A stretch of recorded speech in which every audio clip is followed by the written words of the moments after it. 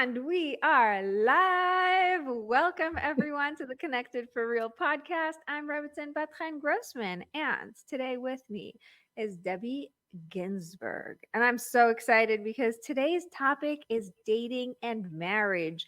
And boy, do we have a lot to talk about. So let's get right into it. Debbie, introduce yourself and tell us why you are the perfect person to be talking about dating and marriage. Well, first of all, Rebbetzin, I want to thank you very much for including me in your podcast. I am so excited.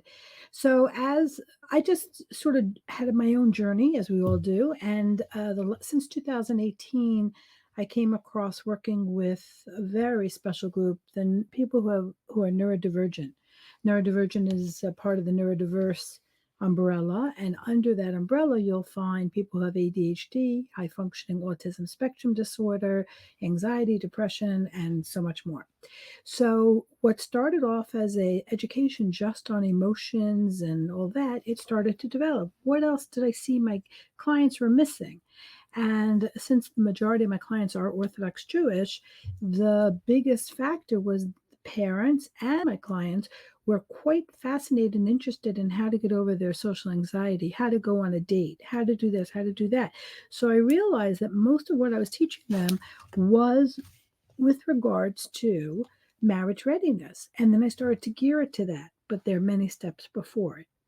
So that's how I got into it. And then the dating now, all of a sudden, people calling me, have any dating, things you want to tell us, dating advice. And I said, look, I'm not a dating coach, but let me just tell you. And then I explained to them some of my novel ideas. Mm.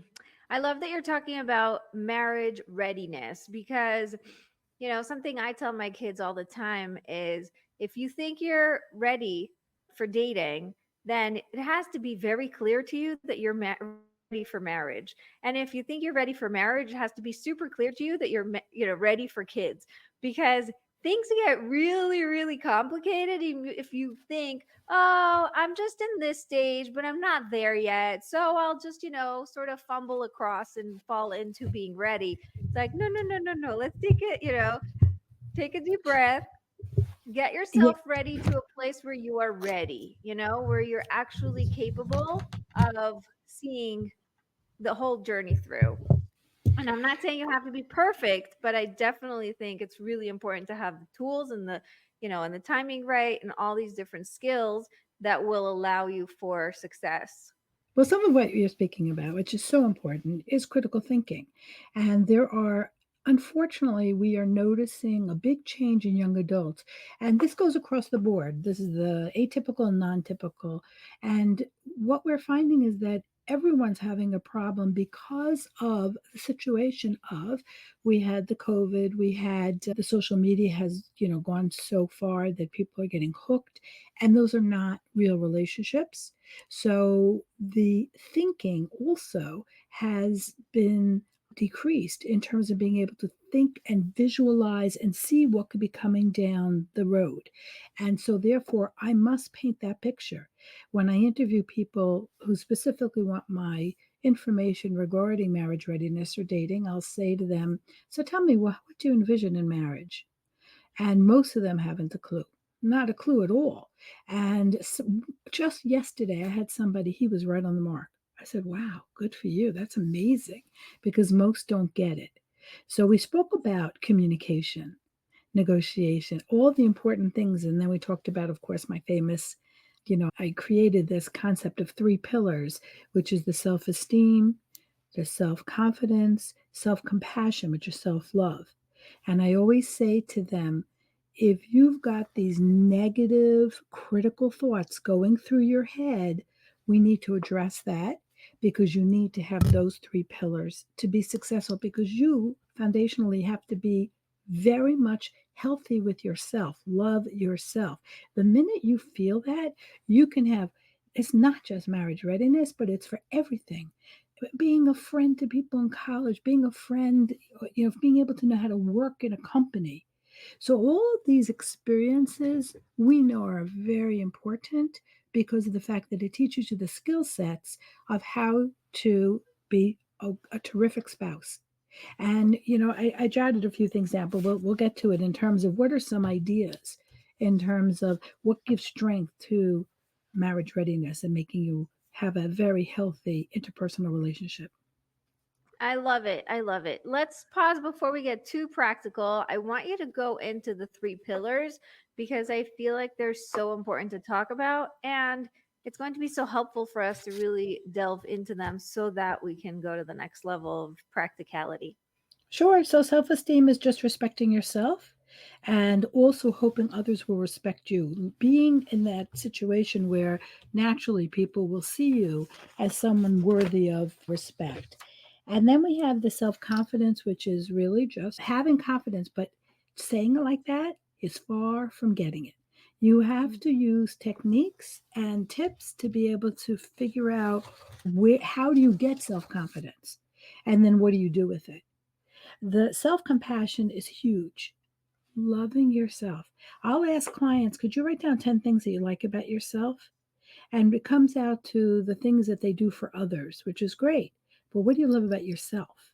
I mean, what do you see when you look in the mirror? What do you hear when you're speaking? So to me, that's huge because if you don't really love yourself, can you love another person? Do you have the knowledge, the experience, any of that? So that's my take on it, my philosophy, if you will. So those Yeah. are the things, and that's what has to be taught. Those are skill sets. You may not know how to get there. Maturity helps, life experience helps, listening to podcasts, reading books. Well, I have a book coming out actually. I have a guidebook coming out. Hopefully, we keep saying next month, but I think it's going to be closer to June. Hard to get Mm. books out. Yes, yes. But that's very exciting that you have a book coming out. I'm very Yeah. excited about Yeah. that. Yeah, it's a Um, guidebook. It's a little bit different because it has a lot of worksheets in it, but that's part of the cognitive behavior strategies that I use. I'm not a therapist, I'm a mentor. I teach. And when you use these worksheets, it means that the brain is practicing. And that's how we change the brain because my whole business is based on neuroplasticity, that the brain is described as if it's plastic and can change. So, therefore, if you teach people skill sets, the brain will pick up, oh, new habit. But in order to have that habit, you need to be persistent and you need to keep repeating the things that work beneficially for you. So, I love it. I love it. Okay. You know what's amazing is that you are working specifically with neurodivergent individuals, but these skills are good for everyone, you that is know? true. And that's what's always so fascinating is we find the skills when we're pushed to really have to teach them and then we realize how important they are and how Unfortunately, valuable. I think unfortunately that parents and young people don't recognize what's missing because they don't question themselves. They're not necessarily self aware or mindful. When you have those blocks, you're not going to even think about turning to someone for some help. So that's why, in terms of the neurodivergent individual, 20 to 40-year-olds, which is what I deal with, they're more mature and they know I have symptoms that is stopping me from. So, how can I work with my symptoms? And a person who doesn't have symptoms, unfortunately, doesn't have something to signal them you need help. Mm, So, and I really do enjoy working with my neurodivergent clients to see the goals that they achieve once we open up the obstacle, which is your emotions. It's just yes. beautiful to see their progress, just beautiful to see that they're not, and the fact is they become non-discernible. You don't even realize their autism spectrum disorder with ADHD. I just want to touch on one thing. There isn't a person out there that doesn't have some emotional issue. It's just a matter of how you're going to work with it. We call it coping. I call it where you do investigation. Why am I feeling this way? Is it something I can control? And if I can control it, what do I need to do? And you have to keep repeating the good things. And journaling helps because then you make notes of, oh, this worked, this didn't work. So, I love it. Cool. So let's get a little practical. Let's get into some of the skills and how we can use them in our own experiences. okay. So, I share with the Rebbetzin, a tremendous bitachon. And everything to me, as I mentioned before the podcast, anything I'm going to tell you was already told to us by Torah scholars, if not current, hundreds of years ago. So the neuroscientists are like, oh, aha, we know what this is. And my son, who teaches the exact same thing I do, but from Rav Nachman's concepts and others, and I just go to his shiurim just to learn the Torah aspect, who's saying what. So the very first thing in interpersonal relationships is value and worth. When you feel that you have a part of you has God in you, which many of us believe, then you need to come to terms with the fact that you have value and worth.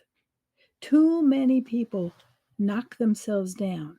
Well, why would God make you a person that has no value or worth?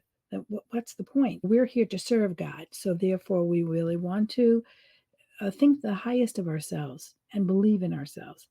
The second, which is so important, is language of emotions. This would be a fantastic course from elementary school up, because as children mature, they understand it better. So there is a feeling wheel. We know that there are 6 basic feelings, emotions that we have, but each emotion could be covering up other emotions. For instance, we are permitted to say in society, it's normative, acceptable to say, I'm angry. Well, what does that describe?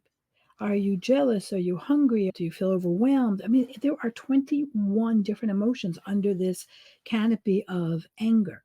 Well, we need to dig deep. Which one is it? Because you cannot respond to an emotion that's not known to you. So that's where we go do deep digging. The other is boundaries. Huge. It's okay to say no. It's okay to negotiate, because you can't be dictating the boundaries in a relationship. You must hear the other person. You must determine if the boundary that you need is being met by the other person for you to know, is this going to work out? Very important. Stepping out of comfort zone is a hard thing to ask people to do, but we certainly do work on it. And when you do it enough and the client hears me saying certain things, they start to step outside of their comfort zone. I want to just say that people with ADHD get very bored when they're not interested. So the curriculum that I created has to repeat itself, but so different each time. The person's getting really the same message, but the delivery, the story, the narrative is different. Otherwise, I would be losing so many clients' interest. Next, we have a subconscious, and the subconscious plays a very important role in our body. Our subconscious gives us a physical reaction before we're even consciously aware of what we're going through. Pay attention to your subconscious. If you're having headaches and it's not medical, if you're having stomach aches. So I tell people, I teach them this. I also came up with this, where your calm should be at your belly button. Do a body scan 2 to 3 times a day. Is your calm at your belly button? If not, you'll notice it's literally riding up right through your neck. And before you know, literally people are having anxiety and panic attacks. So if you were to practice deep breathing, and the deep breathing with imagery and visualization, which I'm not going to go into right now, this will help you to keep your calm where it should be so you could stay emotionally regulated. If you go up or down, if you get hyper focused and you're anxiety ridden, or hypo focused and you just completely dissociate with everything, neither one of those stages are good. So we want to be aware of our subconscious. We also, interestingly enough, we need to differentiate between good friends and toxic friends. So Yes. a good friend is someone who's going to uplift you, support you, encourage you. We call them the front row people. We really need those people. Those are the ones we can be authentic with, let our hair down, and just speak our minds and not feel like we'll be criticized. The importance of a friend relationship is huge, because a good friend will help you to be more successful. They'll be honest, but they won't be brutal. They'll encourage you, they won't pull you down. If you are in a situation where friends are constantly making fun of you, putting you down, there's an imbalance and there's something wrong. So the next is, we have a lot in this society. I see it all over the place, social anxiety. And that does come from the social media. and COVID. But here is something that I researched with my colleague.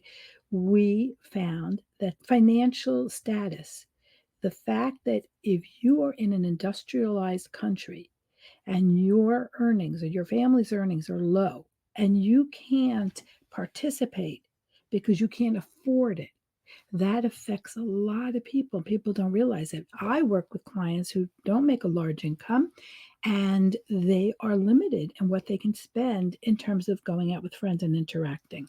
But the other aspect of social anxiety really can be treated with CBT strategies or CBT therapy if you go to a therapist. We address this all the time. In fact, I'm so excited to announce that I'm working with a company from Israel that has developed a software program for social skills using an avatar who is showing emotions, and really she has great answers to your questions or your conversation, and it's all about conversing. So I, as a mentor, will be in on this group setting. There'll be several people, and as they are speaking and learning how to speak, start a conversation, see it through sequentially, like otherwise sometimes my clients have a lack of focus, they may not hear everything. And that's when I teach them techniques such as take a notepad and pen with you to a date. It's okay. You just simply say, sometimes people speak faster than I can understand. That covers focus. That covers if you've cochlear implants. It covers so many different things. Stress. You may not have anything but stress and you're not hearing the person because your brain shuts down. So don't be worried about that. We know that direct communication, especially in marriage, now we're going to start moving to marriage. Direct communication with open expression is most important because then we reduce misunderstandings. So I think that that's a biggie. Openness, being feeling like you can just say what you need to say in terms of your feelings without fear of judgment. Okay, what's another big obstacle? Judgment. Mm. People compare themselves to other people. They're afraid they're going to judge me, but they don't know the secret. The secret is that something called common humanity. We all have some sense of, can I live up to everyone else's expectations or am I fitting in? Everyone has it. It's a matter of how you deal with it. And because of common humanity, we've learned the people who might look at you fleetingly and have a negative thought about how you're performing or speaking, they forget about it because they're worried about themselves. Okay. Listening skills, huge. And I tell clients, listen more, listen to podcasts, take notes because you need to train your brain. Okay. I also find across the board, this is something that I grew up on, which was vocabulary. If you aren't taught vocabulary, you don't take it upon yourself to learn vocabulary and its meaning, you're limited in what you can say. And I find that to be a big problem with today's young people. They can't talk, they can't say anything because they are so limited. So that's something that people have to take upon themselves. I only have a few more, but emotional support. You want to be with someone who validates your feelings, somebody who can be present.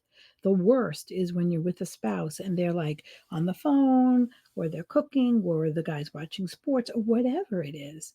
We need the emotional support. We need them to be present because then we feel like we're being abandoned and that's not healthy. So what I speak of is negotiation. Oh, you want to watch a sports show? No problem. Let's make a date. This is the time I need to speak with you. Make sure that the other person is agreeable and that that works for them too. And again, it sets up a precedence for the fact that you will be able to always make sure each of you get the balance you need to make you feel good in your heart. I think almost as important as everything else I've mentioned are recognizing the warning signs of a relationship that's not going well. And those are things like lack of respect, someone who can't control their behavior, there's no empathy. The person doesn't show empathy to your feelings. There's isolation where they don't want you to have friends. They want to keep you all to themselves.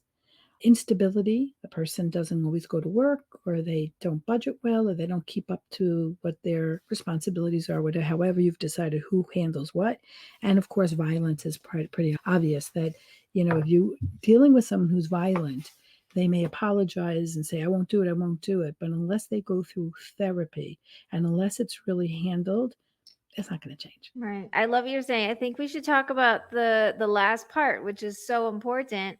These are the red flags that Yes. you should look at when you are dating because you can save yourself from so much if you just stay open and aware. And a lot of people, in the dating scene, we're so excited and we fall in love and we're all so like blinded by all the like gushy and mushy and oh he's so cute and like all these things are just going to work themselves out. And sometimes people will come and tell you, hey, I see something's going on, or you'll notice something and you'll just dismiss it because you don't want to believe it. And the most important skill out of all the skills that are so important that you've mentioned is being able to trust that God has a plan and He's got you, and you are not going to lose out, quote unquote, if you stand up for yourself and make sure that you're safe and that you're taken care of, right? So, that fear of like, yeah, but if I say something now, then I'm going to mess up my future. It's like, no, no, no. If you say something now, you're going to set yourself up for an amazing future, right? A lot of people who don't say something because they feel like, oh, it's not nice, I don't want to judge or whatever. No. One more. There's such pressure in terms of, a young woman finding a husband. You're not acceptable in your community. You're an outcast in a sense. You feel like an outcast. So I think that the pressure is causing part of the problems of not looking at or avoiding or just saying, it's okay, I get it. He has this, I'll work with it. And Right. then, And of course, honestly, listen, if you do want to work with it, if you're totally cool about working with it, that's fine. The problem comes when you're not ready to work with it and you're just going with it because you feel the pressure. And I agree with you. There is a lot of pressure, and the pressure gets worse when you don't lean on God. When you think it's all in your hands and you're in control and you need to make it work because if not, then you are a failure. No, my friends, chill out. God has got you. He's right here, right now, with you in this, and He has a plan. So sometimes it's really important to trust, all the time. It's really important to trust your gut, to trust the people who you trust to tell you, hey, I don't think this is a good idea. And as annoying as that sounds, you have to go with it and you have to trust it. Now, of course, I think that at every stage, there is a chance for you to be, oh, okay, I see something that I need to work on. I see something that's going on. Turn to someone, get help. You're not alone. You're never alone. get proper help. I want to tell you, I repeat a story I just heard from a young woman. She was living in the big metropolitan area. And so her problem there was that she was isolated because in big metropolitan areas, it's harder to find a group of friends.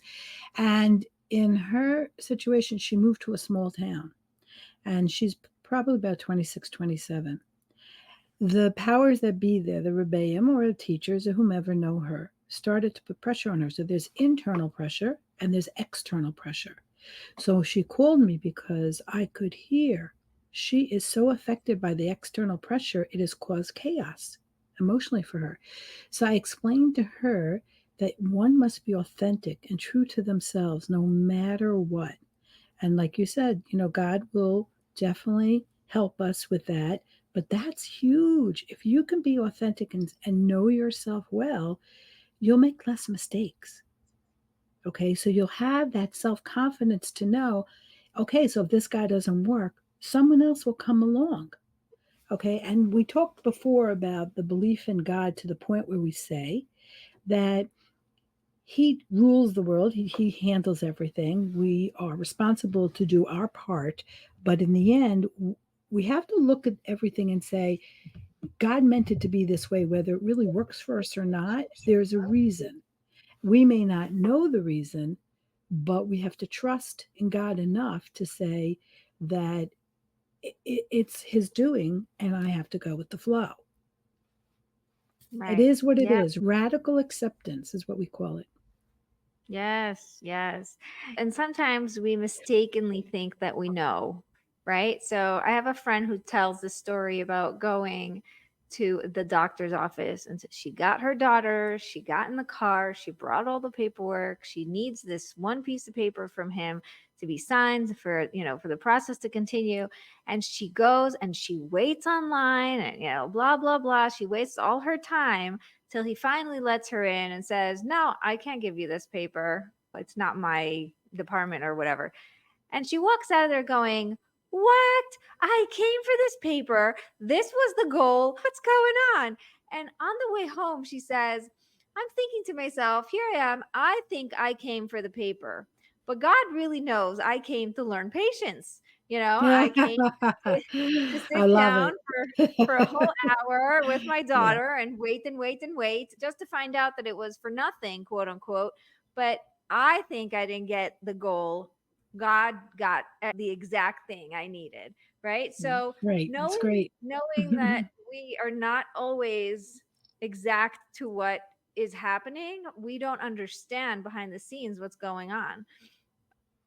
I agree 100%. I've been on a journey myself, both professionally as well as my own individual sense of belief, where I went from growing up in a very mixed home, a modern Orthodox and Reform. Go figure that one. That was a tough one. And that means that my father was not, he wasn't a Sabbath observer. He was not an observant man at all. And I came from there, and you see that I'm covering my hair. I went from there slowly, slowly, slowly growing. And these things, as I went along, I recognized more and more, oh, right, it's not going the way I had planned. Oh, God must have a much better plan for me, or He's helping me avert something that's not going to be good for me. That takes, what does that take? Is that belief, or is that just recognizing? I think it's growth. I think it comes with maturity and growth and realizing that, as children, we needed that instant gratification. As adults, we're looking for it, but then we have to look under the layers. What sits there? And what's helping me? And when you feel really good about yourself, when you come to that self discovery that really was about patience, and then you implement, you don't just think about it, you say, okay, I got to start implementing the concept and using patience.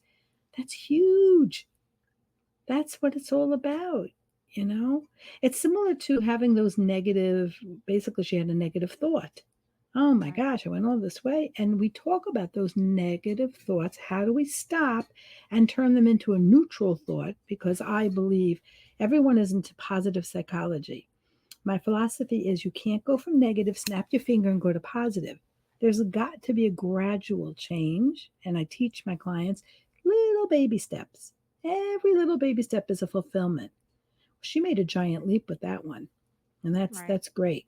And now the other is to be self-aware and mindful. So she keeps being mindful of her behavior. She will become more patient because that's what the brain will do for her. Right. It's So it's beautiful. First of all, she did have help. She was speaking with Rabbi David Aaron when he told her, that you think that you went for one thing, but really you're going for something else. So it's always good to have good mentors and good people around you. Like you said, they bring you up and help you, sort of step up your own thinking, which is something I believe in very much. Make sure you surround yourself with the right people, and even if you have to pay for that, it's worth it because it will shortcut the way to getting where you yeah, want to call it be. an investment in yourself. You invest Yes. in yourself. You are the most important part of who you are. So you need to make sure that you take care of yourself, because in a few, maybe in a year, you'll be able to improve so much that you've saved yourself 30, 40 years of pain and suffering, which isn't necessary. And Right. today's newest, ideologies of CBT strategy, DBT, dialectical behavioral strategy, which is, the synthesis of the opposing thoughts. That's basically what I call neutral. So these are phenomenal. This is this is great. And I think today what we did was we took what the Torah scholars said and we just basically organized it and put it out in a practical way. So therefore, we are able to give them the credit, but definitely give credit to today's scholars who are figuring this out. So it's effective. Yeah, I think, what's beautiful is that everything is recycled, but everything is brought to you by someone who is trying to make it more palatable, because Yeah. each generation needs to hear it a different way. And where we are now is not where we used to be, society wise and just culturally. So it's very helpful to have the people who are speaking your language repeat the things that are based on your sources, but are being said in a way that you can swallow, right? I point to the fact that every single person is unique. We are all individuals. So, fascinatingly enough, my curriculum is literally there's a like an overriding arch of what my curriculum is. Every single client gets different information from me based on their particular needs. If I were to just keep throwing out the same thing for everybody, it wouldn't work. So I Right. have to take into consideration, get to know them. And, after so many years, you do size people up and recognize what is going on, even if they don't know it themselves. And let's go back to I really want to talk about this and direct it to parents. I do two consultations for free, one for the parent, one for the actual client. Often the parent will say to me, "Oh no, he's wonderful, high functioning, and he doesn't speak to himself negatively." I said, "Okay." And I explained to them that that's not really the case, but okay, I'll speak to your son or daughter, whatever, and I'll figure it out. Every time. Yep. I criticize myself. Yep. I'm my own worst enemy. And they don't do it. Why don't they show the parents they're masking? They're masking because they want to fit in. They want to feel like, they don't want to disappoint the parents. They want to feel like they're like everyone else. Some of them went through a lot of bullying, difficulty in social relationships. So they didn't have those fundamental, the education and how to be social. So when you start to be 20 to 40 and you are trying to learn the methods, so therefore you're really saying a lot of negative things. And those negative things can come from when you're a child and you didn't do so great on a test, the teacher might have just rolled her eyes very softly, but the child sees it. Or the parents might say, I wish you were just like your older sibling. Okay. I myself went through that experience. I don't know. I guess I had a strong character because my father, but teachers would say to me, my sister is amazing. She's just extremely intelligent. She's very knowledgeable and she's so capable. So the teachers would say to me in elementary school, "What? You're Rachel's sister? Really?" Like, and I would look at them and say, "Yeah, she's my sister." Like, really, because I do have a cool sister. And then the other thing was, I didn't take it personally because I had a sense of me from the time I was a child. I look back and I say, that's amazing. I had quite a few knocks because of situational circumstances in my life from the time I was a child, even with I have a brother who has mental illness, and he was in the same grade as me from K to 12. So Oof. his mental illness was very noticeable. We were in co ed schools, and so we were never put in the same class, but I did get labeled, "Oh, you're a crazy Harold sister." Mm. And I would look at them, and I mean this, I would look at the other students and say, "What are you, crazy? He's a runner. He's so handsome. He can outdo all of you." Like, I only saw the good in my brother because to me, he was terrific. The fact that he did some things, okay, that was him. That was his uniqueness.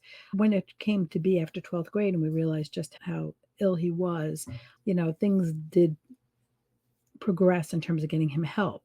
But fascinatingly enough, at my 40th reunion of high school, the adult students, now students who became adults, came over to me and said, "We want to apologize." They had it in their head for all those years. They recognized what they did that wasn't so appropriate. And I would say, "It's fine." And I told my brothers, he felt good. But I simply remember myself just feeling I'm a strong person. I'm going to deal with all these things. And it did come And from lessons that's my father taught me. He really did. My father was we grew up military. So, so we really, really, he was Marine, but I guess he just kept that going. So we really were trained to be strong, like things were told to us.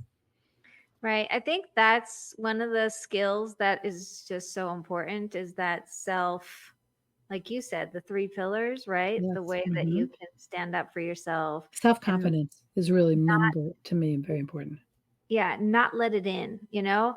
One of the things that we learned in high school is like be the rubber ducky and just let it slide, you Oh, know? so I said that in my book. Be Oh, Teflon. yeah. Yeah, my book talks about not the rubber ducky, it talks about Teflon. Wrap your Teflon. That was wrap the other yeah, one. yeah, wrap your body in Teflon. Teflon lets go of the egg in the pan. If Yeah. you get strong enough and you feel like you're wrapped in that, super cape of, Teflon, then you can withstand a lot. So just to jump in there a little bit, there's something called the windows of tolerance. Look at it like a rectangular box. The window of tolerance is a certain size, that box. So the more you train yourself, the more you're trained, and you can widen that window of tolerance, the less outside external things bother you and the less internal things bother you. It's huge, but that takes self awareness and mindfulness, understanding what do I have to do to maintain my window of tolerance. Yes. Yes. You know what? Spraying yourself with Teflon spray before walking into a Not social event, literally, not literally. not literally, no.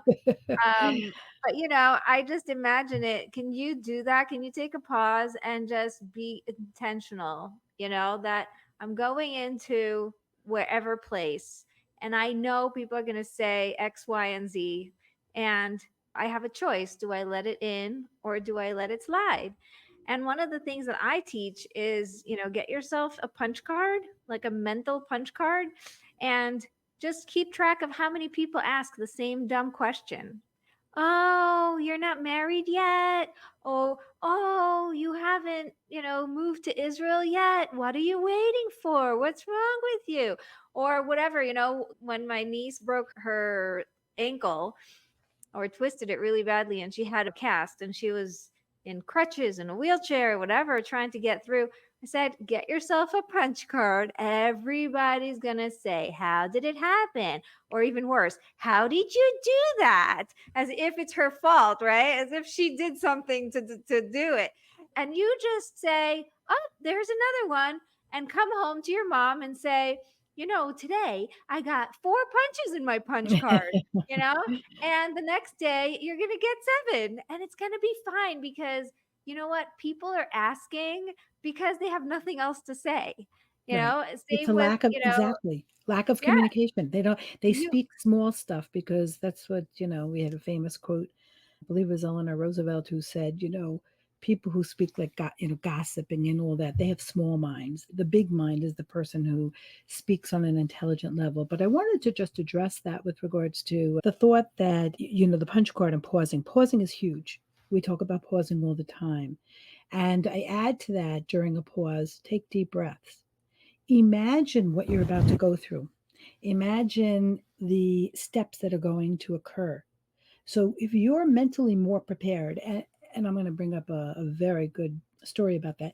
When you're mentally prepared, you're not as stressed. You might come up with a better answer, not just take it, but come up with something snappy, which will help people to realize without insulting anyone, but be assertive, not aggressive, be assertive, where you're putting yourself first. Say, oh, so nice of you to want me to be married. I happen to be concentrating on my career right now. I'll get there. Something just to, to numb them a little because they're really asking outrageous questions. But what I wanted to say is that it's been proven sports teams specifically do a lot of visualization. So they did a test. They took one team and put them out in the field 5 days. The other one was out in the field 2 days and did visualization for 3 days. Which one won? of course, the Of visualization. course, the visualization, because you can see things that you're not prepared for when you're in the field. You Yeah. can start to because if you have experience. So visualization is huge. So I forgot to mention, in terms of just everything, people find life overwhelming and then they don't want to do anything. I add two to that, two suggestions. One, whatever you're doing, if you can put on headphones and listen to music or a podcast while you're doing it, you're teaching the brain that what I think is tough, what I'm telling my brain is tough, I can't do it. Well, the music is going to off balance it. It's going to say, I don't like doing it, but now I'm having fun doing it. I've taught my clients to dance I'm very much into dancing, very much while they're doing their organization of their room. Only 15 minutes, 10 minutes, whatever you can tolerate. Then set your timer for 2 minutes for a break. Then make the decision. Can I go back to that? Or do I want to move on to something else? Oh, I love Schedule. this. You know what I did this morning? I put on a song. I said, I'm doing a one song cleanup. As Yeah, soon as the song is done, I beautiful. am done cleaning up. You don't know how fast I worked. I got so much done in one song Because you wanted to because make sure you heard the whole song. I knew that I'm not going to be there forever. So I just had to sprint through it, and I started getting things out of the way and moving things around and putting things in their place and just I had a goal. I had to make sure that, the couch was clear, the floor was clear, whatever it was. I took one area I knew was doable and I put on the song and I just did it. And then my daughter came in the middle of the song and wanted to pause the song. I'm like, no, don't pause the song. I'm in the You middle of have the it. one You song Yeah. cleanup. I think that's major. What you just talked about is really important because of the fact that you are smiling, you feel energetic because you finished, you accomplished something. And then the brain says, "Wow, that wasn't bad at all. I can do it again." So Right. that's an important thing. The structuring of time, chunking it, like you said, just don't make it so overwhelming. You're only harming yourself and you're not going to do it anyway. So then turn it into that kind of a project where it's fun. Oh, I That's love the way it. it I goes. love it. Yeah. Yeah. Yeah. Oh, our time is up, but I just Right. want to keep talking because you're so awesome. And I Thank you. think Thank you. that, I'm looking forward for your book because I do think it's full of amazing skills. So I'm going to tell And you the name so you know what it is. Where oh, is go it? for it. Okay. Wait, I don't even know where I have it anymore. It's Navigating Adulthood, a Neurodivergence Guide to Financial Literacy, Higher Education, and Life Skills. And again, because my colleague and I are both dealing with neurodivergent individuals, that's why it says neurodivergent in there. But the truth is, when you read it, it's for everybody. It really is for everybody. I'm very excited about it. And hopefully, it's very little compared to what we could discuss. So we're going to wait for feedback, what people want to hear. I mean, while you were going through the skills, I was saying each one of these could become a book, right? Each Yes, one of these can yes. become a whole podcast episode or even a whole season because there's so much to say and there really is so much to delve into when you go deep into it. But I think that overall, it's just, really good to see that there are skills out there that you can get yourself to a different situation if you're willing to put in the, you know, slight work and It's the hard. consistency. It's It's hard. hard. It's I mean, hard work, but it doesn't have to be hard because, like you said, you make it into different games and different approaches and worksheets and whatever. It can be just doable, right? It's something that may be slightly hard, but it doesn't have to break you. And that's the point I want to bring is that when you sign up for something, you're signing up for growth. And as long as you have someone who is going to chunk it down for you and walk you through it and hold your hand, you're going to succeed. well, we actually have a podcast, Julie Dorsingfeld and myself. We have a Get It Done, a guideline for the neurodivergent individual. And just like you said, step by step, we are discussing all these different elements and how the techniques and all that. Very interesting about her, she has this program called My Life Tutor. It's her company. And in My Life Tutor, she helps the college student to succeed through college because she's very much into higher education for everybody. So that's her thing. I'm into, the three pillars and making sure Yeah, people are emotionally regulated. So we bounce off each other very, very well. I love that. Okay, Yeah. so Debbie, how can people get in touch with you? How can they turn to you and get help for themselves or their children or people they know? The best is to contact me through my website. So I'm going to actually spell it out. It's organize, ORGANIZE, ORGANIZE, the letter U, and the number 4, life.com. OrganizeYouForLife.com. I love it. I love it. I'm Thank very you so excited. much. This is great. I love talking to you. It's great. Thank you for being here. Thank you for being such a wealth of information and giving us all of your knowledge and your skills. I'm looking forward to seeing the worksheets inside the book because I think it's fascinating to watch how, with very little steps, just trying to teach your brain to do things differently, To how much think, that, yeah. think, self-awareness, think. Yeah. I love it. I love it. And thank you so much for listening all the way to the end. You guys are awesome. Make sure you come back next week for another amazing episode with more amazing guests. And don't forget to be connected for real.